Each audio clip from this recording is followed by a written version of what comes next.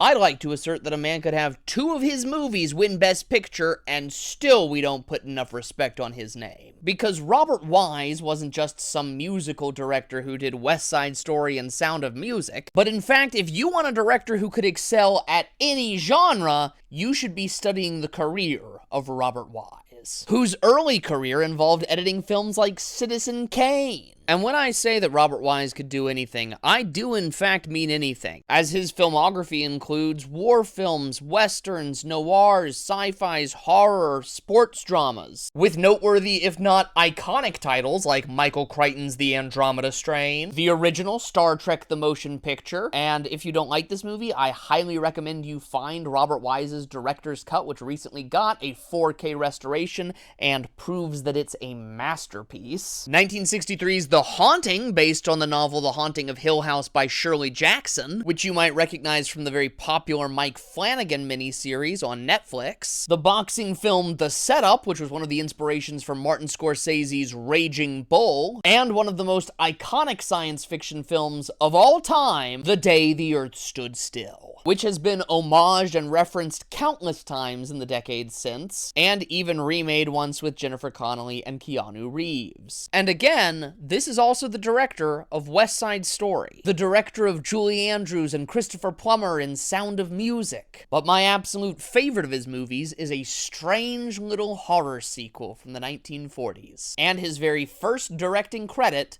The Curse of the Cat People. And if you're much of a film buff, you've probably heard of The Cat People, though the existence of this sequel might be news to you. As unlike The Cat People, The Curse of the Cat People is not part of the Criterion Collection, nor is it nearly as sexy as its predecessor, since it takes all of the themes from the first movie of superstition, paranoia, culture, and family lineage, and recontextualizes them into a story about child psychology, which is something that Robert Wise was really gifted at. He knew in his whole career how to recontextualize themes and characters we had already grown familiar with, or how to get something new out of stars we'd seen 100 times, like when he directed Boris Karloff and Bela Lugosi in The Body Snatcher. Not all of his films are available to watch. I'm currently having trouble finding Odds Against Tomorrow, starring Harry Belafonte, but you can start anywhere, maybe with just knowing his name, because with a career like that of Robert Wise, there's quite a lot to learn.